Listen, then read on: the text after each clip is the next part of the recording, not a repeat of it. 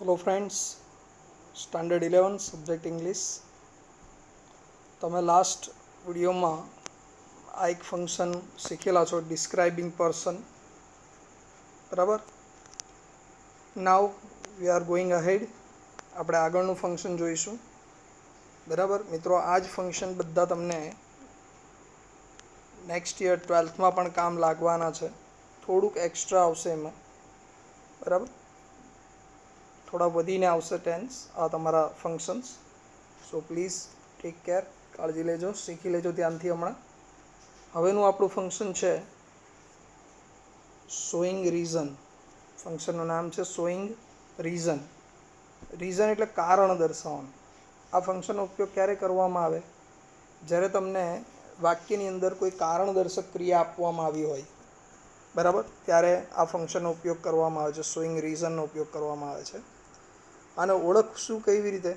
તો તમને વાક્યની અંદર because, as, since, because of, due to, owing to અથવા ઓન એકાઉન્ટ ઓફ જેવા શબ્દોનો ઉપયોગ થાય છે, બરાબર. ખાસ યાદ રાખજો મિત્રો, કયા શબ્દો ઉપયોગમાં આવે? તો કારણ દર્શાવવા માટેના સંયોજકો છે બીકોઝ, એઝ અથવા સિન્સ. જેમાં બીકોઝ એ બે વાક્યોની વચ્ચે આવે, જ્યારે એઝ અને સિન્સ એ વાક્યની શરૂઆતમાં આવે. પણ ત્રણ સંયોજકો માટે ખાસ વસ્તુ યાદ રાખવાની કે બીકોઝ ભલે વચ્ચે આવતું હોય, પણ એના પછી આવતું વાક્ય કારણદર્શક હોવું જોઈએ. એ જ પ્રમાણે એઝ કે સિન્સ વાક્યની શરૂઆતમાં મૂકવામાં આવે, બરાબર, પરંતુ એની પછી પણ આવતું વાક્ય હંમેશા કારણદર્શક હોય, બરાબર. તો આ ધ્યાન રાખવાનું છે. તો બીકોઝ, એઝ કે સિન્સ પછી કારણદર્શક શબ્દો આવે. એમ because of, due to, owing to, on account of, આ બધા ફ્રેઝ પ્રેપોઝિશનના શબ્દો છે, સંયોજકો છે. ફ્રેઝ પ્રેપોઝિશન કહેવાય એને, જે કારણ દર્શાવવા માટે આ શબ્દોનો ઉપયોગ થાય છે. કારણ દર્શાવવા માટે આ શબ્દોનો ઉપયોગ થાય છે. તો એની વાક્યરચના જુદી છે. આ દરેકની વાક્યરચનાને ધ્યાનથી જુઓ એટલે તમને એમાં કમ્પ્લીટ ધ સેન્ટન્સમાં ટોપિક પૂછાય તો તમને પરફેક્ટલી એ વાક્યરચનામાં શબ્દો મૂકવાની ખબર પડે મિત્રો, બરાબર. જરા ધ્યાનથી જોઈ લેજો. એની વાક્યરચના જુઓ. પહેલાં આપણે બીકોઝની વાક્યરચના જોઈશું. બીકોઝની વાક્યરચના જોઈશું પહેલાં આપણે.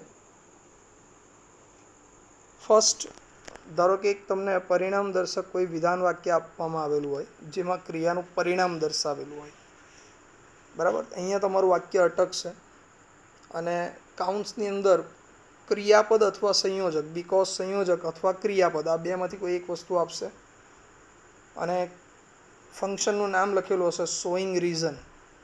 Showing reason. તો જો આગળનું વાક્ય પરિણામ દર્શક આપેલું છે, કોઈ એક પરિણામ દર્શક ક્રિયા આપેલું હોય, કાઉન્ટ્સમાં સંયોજક આપેલો હોય બીકોઝ, અથવા ક્રિયાપદ આપેલો હોય અને ફંક્શનનું નામ રીઝન હોય, શોઈંગ રીઝન કે એક્સપ્રેસિંગ રીઝન, તો તમારું વાક્ય જ્યાં અટકેલું છે ત્યાં સૌથી પહેલાં તમારે સંયોજક મૂકી દેવાનો, બીકોઝ, બરાબર. સૌથી પહેલાં સંયોજક મૂકી દેવાનો છે બીકોઝ. ત્યાર પછી આગળના વાક્યને અનુરૂપ કર્તા લેવાનો.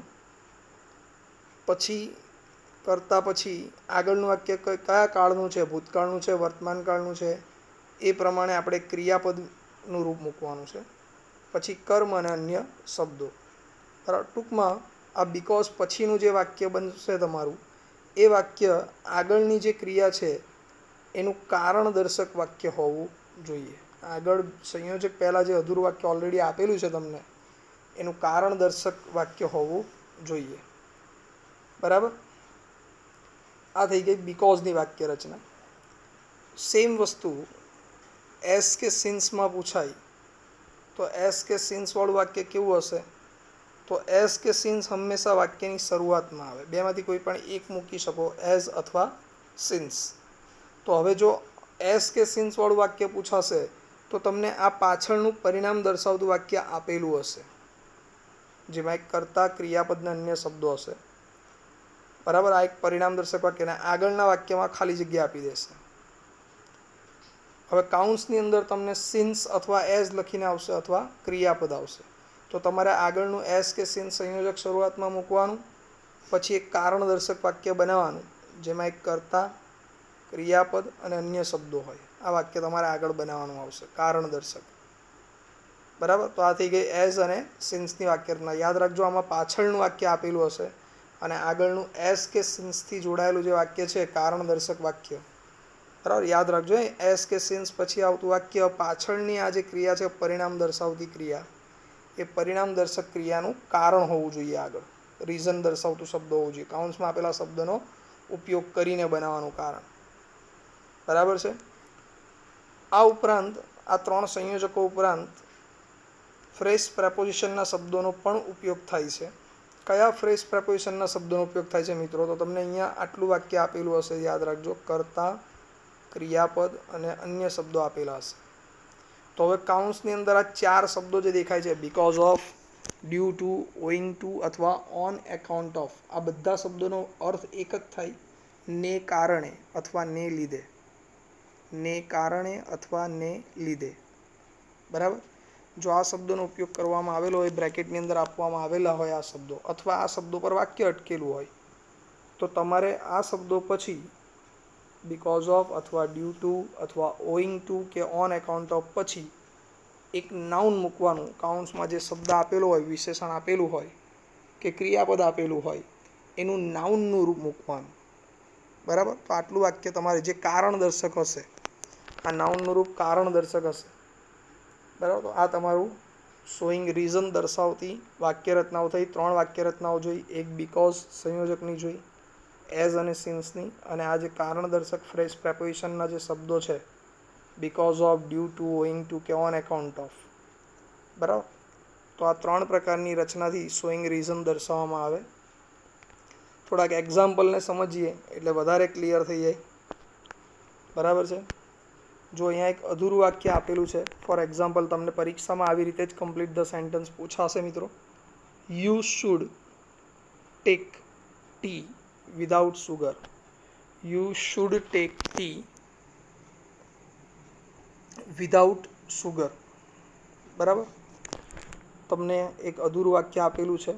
કાઉન્સમાં એક શબ્દ, બે શબ્દો આપેલા છે, પેશન્ટ, ડાયાબિટીસ, અને ફંક્શનનું નામ છે શોઈંગ રીઝન. હવે આગળનું વાક્ય કેવું છે? You should take T without sugar. તમારે ચા ખાંડ વગરની લેવી જોઈએ. તો આપણે હવે એનું કારણ બતાવવાનું છે કે કેમ ભાઈ વિધાઉટ સુગરની ટી લેવી જોઈએ, ખાંડ વગરની ચા કેમ લેવી જોઈએ. તો એના માટેના કારણદર્શક શબ્દો આપેલો છે કે ભાઈ પેશન્ટ છે અને ડાયાબિટીસ છે. તો હવે તમારું વાક્ય જે અટકેલું છે ત્યાંથી વાક્ય આગળ વધારીએ. સૌથી પહેલાં તો જેટલું વાક્ય આપેલું છે એટલું લખી દઈએ આપણે. તો you should take T without sugar, આટલું વાક્ય આપણને આપેલું છે. હવે આપણને જે ફંક્શન કીધું છે શોઈંગ રીઝન, તો એ કારણદર્શક એક સંયોજક મૂકી દઈએ વચ્ચે જ્યાં વાક્ય અટકેલું છે ત્યાં, બીકોઝ. હવે કેમ આપણે ખાંડ વગરની ચા લેવી જોઈએ? તો કાઉન્સમાંના શબ્દોનો ઉપયોગ કરીને એક વાક્ય વિચારીએ કે ભાઈ કેમ? કારણ કે તમે ડાયાબિટીસના પેશન્ટ છો. બરાબર. કારણ કે તમે ડાયાબિટીસના પેશન્ટ છો. તમે છો એટલે આગળના કર્તાને અનુરૂપ કર્તા લઈએ. વાક્ય રચના પ્રમાણે જ બનાવીશું આપણે વાક્ય. એટલે પહેલાં કર્તા લઈ લઈએ યુ, પછી ટુ બીનું રૂપ એટલે અથવા ક્રિયાપદ. તો તમે પેશન્ટ છો તો you are a patient of diabetes. બરાબર. તો આ થઈ ગયું કારણ. You should take T without sugar. તમારે ખાંડ વગરની ચા લેવી જોઈએ. બીકોઝ, કારણ કે you are a patient of diabetes, કારણ કે તમે ડાયાબિટીસના પેશન્ટ છો. ખ્યાલ આવી ગયો મિત્રો? ઓકે. આ થઈ ગયું તમારું ફર્સ્ટ સેન્ટેન્સનું રીઝન બતાવી દીધું. સેમ બીજા વાક્યમાં જોઈએ. હવે અહીંયા બીજા વાક્યમાં ધ્યાનથી જુઓ. અહીંયા પાછળનું વાક્ય આપી દીધું છે. પાછળનું વાક્ય આપેલું છે I can't read or write. હું લખી કે વાંચી શકતો નથી. કેમ લખી કે વાંચી નથી શકતો એનું કારણ આપવાનું છે. એના માટે કાઉન્સમાં એક શબ્દ આપેલો છે ઇલિટરેટ. ઇલિટરેટનો અર્થ થાય છે અભણ, નિરક્ષર અથવા અભણ કહેવાય, અંગૂઠા છાપ. અને કાઉન્સમાં શબ્દો મિત્રો આપેલો છે શોઈંગ, ફંક્શનનું નામ આપેલું છે રીઝન, કારણ બતાવવાનું છે. તો ભાઈ કેમ લખી વાંચી નથી શકતો? કારણ કે હું અભણ છું, હું અંગૂઠા છાપ છું. બરાબર. તો કારણદર્શક વાક્યની શરૂઆતમાં કારણદર્શક સંયોજક કયા મૂકવામાં આવે? તો કે એ છે એઝ અથવા સિન્સ. એઝ અથવા સિન્સ, બેમાંથી ગમે તે મૂકી શકાય. અહીંયા બીકોઝ નહીં મુકાય શરૂઆતમાં. તો ચલો આપણે એ પ્રમાણે આગળનું વાક્ય બનાવીએ. તો આપણે એક વાક્ય વિચાર્યું, કારણ કે હું અભણ છું. પાછળનો જ કરતા લેવાનું ને, આ આપેલું છે તો આપણે આ જ લેવો પડશે. કારણ કે હું અભણ છું, વર્તમાન કાળનું વાક્ય બનશે, પાછળ કાંટ આપેલું છે એટલે. તો કારણ દર્શાવવા સૌથી પહેલાં એક અધૂરું વાક્ય, એક સંયોજક લઈ લીધો સિન્સ. અહીંયા એસ પણ મૂકી શકાય, સિન્સ અથવા એસ, એટલે કારણ દર્શક સંયોજક આવી ગયો. હવે આપણે કારણ બતાવવાનું છે, કાઉન્સમાં આપેલા શબ્દનો ઉપયોગ કરીને. હું અભણ છું એટલે આઈ એમ ઇલિટરેટ, આ કારણ થઈ ગયું. કારણ કે હું અભણ છું, હું નિરક્ષર છું. હવે કોમા કરીને પાછળનું વાક્ય તો આપેલું જ છે તમને, એ જ બેઠું લખી દેવાનું છે. I can't read or write, કારણ કે હું નિરક્ષર છું તેથી હું લખી કે વાંચી શકતો નથી. બરાબર. તો આગળનું વાક્ય તમારું રીઝન દર્શાવતું આવી ગયું. ચલો એવું જ એક બીજું એક્ઝામ્પલ જોઈએ. તમારું વાક્ય છે, Suresh was admitted to the hospital. સુરેશને હોસ્પિટલમાં એડમિટ કરવામાં આવ્યો, દાખલ કરવામાં આવ્યો હતો. તમને બીકોઝ ઓફ પછી અધૂરું વાક્ય આપેલું છે, કાઉન્સમાં બીકોઝ ઓફ આપેલું છે અને ફંક્શનનું નામ લખેલું છે. હવે આપણને એક ફિક્સ કહી દીધું છે કે ભાઈ તમારે કારણ દર્શક ફ્રેશ પ્રેપોઝિશનનો જ શબ્દ વાપરવાનો છે. એટલે હવે તમે તમારી મરજી પ્રમાણે બીકોઝ કે એઝ સિન્સ મૂકી શકો નહીં, બીકોઝ ઓફ જ વાપરવું પડે. ત્યાં ડ્યુ ટુ કે ઓઈંગ ટુ શબ્દ પણ ચાલે નહીં. તો સૌથી પહેલાં આપણે જે અધૂરું વાક્ય છે એ પહેલાં લખીએ, પછી બાકીનું વિચારીએ. તો Suresh was admitted to the hospital, સુરેશને હોસ્પિટલમાં એડમિટ કરવામાં આવેલો. હવે જ્યાં વાક્ય અટક્યું છે ત્યાં તમારું ફ્રેશ પ્રેપોઝિશનનો સંયોજક મૂકી દેવાનું. તો આપણને કાઉન્સમાં આપેલો છે બીકોઝ ઓફ, તો એ લખી દીધું બીકોઝ ઓફ. હવે ઉપર બીકોઝ ઓફ કે ડ્યુ ટુની મેં તમને વાક્ય રચના સમજાવી કે આ શબ્દો પછી તરત શું આવે, તો કે એના પછી તરત જ સંબંધક સર્વનામ અને નાઉન મૂકવામાં આવે. બરાબર, નાઉન. તો હું કેમ મને હોસ્પિટલમાં એડમિટ કરવામાં આવ્યો, કારણ કે હું માંદો હતો. માંદા માટે, બીમાર માટે શબ્દ આવે ઇલ, તો ઇલનું નાઉન થઈ જાય ઇલનેસ. ઇલ શબ્દનું, ઇલ વિશેષણ છે, વિશેષણ તરીકે પણ ઉપયોગ થાય, તો એનું નાઉન બને ઇલનેસ. તો મારી માંદગીને કારણે ને લીધે મને સુરેશની માંદગીને લીધે તેને હોસ્પિટલમાં એડમિટ કરવામાં આવ્યો હતો. ને લીધે એટલે બીકોઝ ઓફ તો મૂકેલું જ છે. અને ત્યાર પછી ઇલ શબ્દનું નાઉન થશે હીઝ, સુરેશ પ્રમાણે હીઝ ઇલનેસ, આ નાઉન થઈ ગયું. તો Suresh was admitted to the hospital because of his illness. Suresh એની માંદગીને લીધે એને હોસ્પિટલમાં એડમિટ કરવામાં આવ્યો છે. બરાબર. ચલો નેક્સ્ટ. આ જ પ્રમાણે ચોથું વાક્ય. અહીંયા પણ જો શરૂઆતમાં અધૂરું વાક્ય આપેલું છે, મતલબ કે આપણે સિન્સ કે એઝનો ઉપયોગ કરી શકીએ. બરાબર. બહુ સિમ્પલ સેન્ટન્સ છે. જુઓ અહીંયા અધૂરું વાક્ય છે, પાછળ આપેલું છે આઈ go there by a bus, હું ત્યાં બસ દ્વારા જાઉં છું. કાઉન્સમાં શબ્દ છે કાર અને રીઝન બતાવવાનું છે, કારણ બતાવવાનું. તો કેમ ભાઈ બસ દ્વારા ગયો, કારણ કે મારી પાસે કાર ન હતી. એકદમ સાદું વાક્ય, કારણ કે મારી પાસે કાર ન હતી. અથવા એવું પણ લખી શકાય કારણ કે મેં કાર ભાડે કરી ન હતી. પણ હવે ભાડે ક્રિયાપદ વિચારવાનું, ભાડે માટે ક્રિયાપદ શું આવે એ વિચારવાનું. એના કરતાં સહેલું વાક્ય બને કે મારી પાસે કાર નથી. ની પાસે નથી એટલે હેવ નોટ કે હેઝ નોટ મુકાય કરતા પ્રમાણે. તો ચાલો એ પ્રમાણે આપણે વાક્ય બનાવીએ. સૌથી પહેલાં આગળ કારણ દર્શાવવા માટેના સંયોજક મૂકીએ, સિન્સ અથવા એઝ. કયો સંયોજક મૂકીશું? સિન્સ અથવા એઝ. હવે આપણે આગળ જે વાક્ય વિચાર્યું, કારણ કે મારી પાસે કાર નથી, તો મારી પાસે એટલે આઈ હેવ નો કાર થઈ ગયું કારણ. Since I have no car, કારણ કે મારી પાસે કાર નથી. I go there by a bus, હું ત્યાં બસ દ્વારા જાઉં છું.